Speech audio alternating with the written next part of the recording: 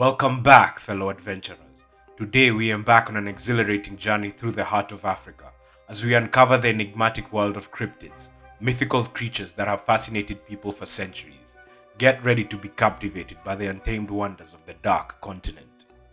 Africa is a continent rich in folklore and legends, where stories of mysterious creatures have been passed down from generation to generation. Today, we'll explore some of the most intriguing cryptids that call Africa their home.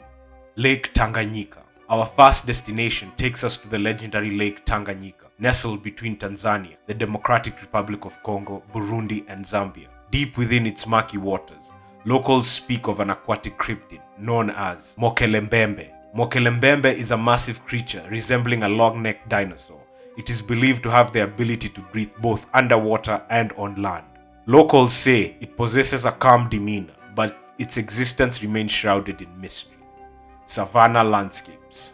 Moving from the water, we venture into the vast African savanna. Here, tales of the Ikinyamba have captured the imaginations of those who dwell in these lands. The Ikanyamba is a fearsome serpent-like creature, often described as a massive dragon or a gigantic snake, with the ability to control the weather. According to legend, it can cause powerful storms and has been associated with waterfalls and lightning strikes. Dense jungle. Our next stop takes us deep into the dense jungles of the Congo Basin, where the elusive Ninkinanka is said to roam. The Ninkinanka is a reptilian creature with a scaly body, a horse-like head, and a long neck. Locals believe that making eye contact with this cryptid brings misfortune. It is said to be a guardian of the forest, hunting those who dare encroach upon its territory. My name is Lamin Bojang. I am a senior lecturer at the Institute of Travel and Tourism and also responsible for the operations of Category B ground to operator called Faces and Places.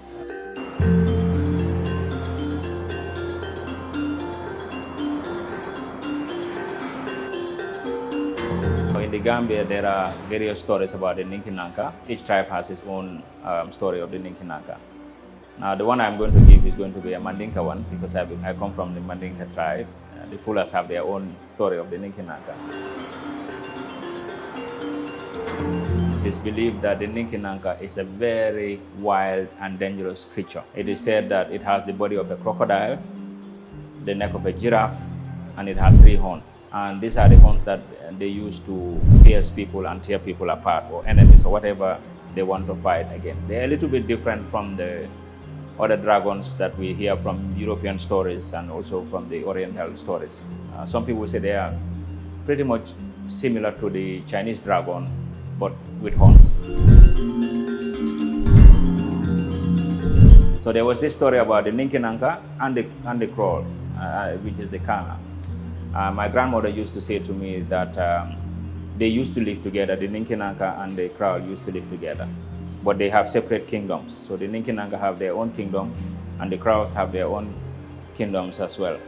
And she told me one day the Krolls actually appointed a new king, and the new king now said to the Krolls that he's going to make sure that the Ninkinankas also come under his kingdom. So he wrote a letter to the Ninkinanka and said, I am the new king. I am inviting you to come and join my kingdom and be servants in my kingdom. So when he said that to the king of the Ninkinankas, he bursted into laughter. And he said to himself, we are so powerful, we are bigger than them, we are more dangerous than them, so why should they be our king? So he took he took his claw and wrote a letter to the king of the Krolls and said, Dear king of the Krolls, I read your letter and it made me laugh so much that you would think that we would come and be a servant in your kingdom. However, your letter has been very entertaining and I like it, but I'm sorry, we cannot be under your kingdom. And the king of the Krolls read the letter and he was wondering, what do I do to get these people to fear us so that they can be? So he contacted a hunter who is very good at hunting dragons, a dragon hunter, and asked him, what is the secret for getting dragons to obey my command and be my servant? What would be the secret? And then the hunter said, if you want to hunt them, what you do is place mirrors at the entrance of their cave. As they come out, when they see it, they die.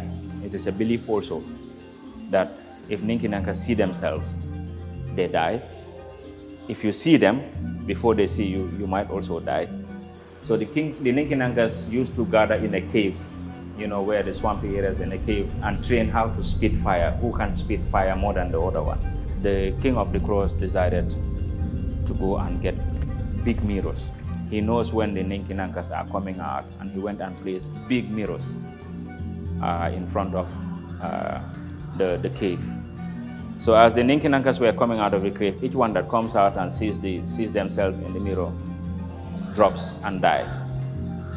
And then 2, 3, 4 dropped and died, and the other ones went back to the king and said, well, there's something outside that is killing all the dragons.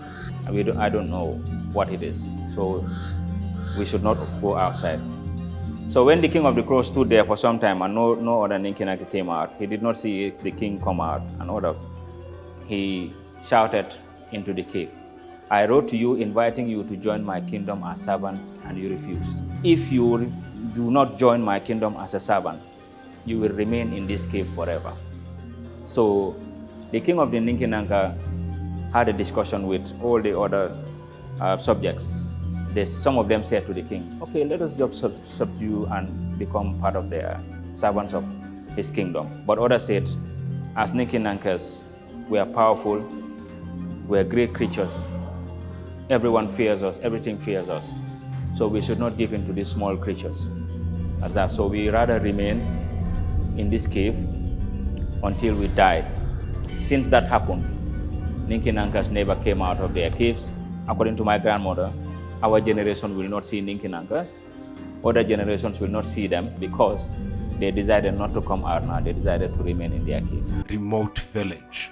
Our final destination brings us to a remote village nestled in the foothills of the Ruwenzori mountain, where locals recount spine-tingling encounters with the Agogwe.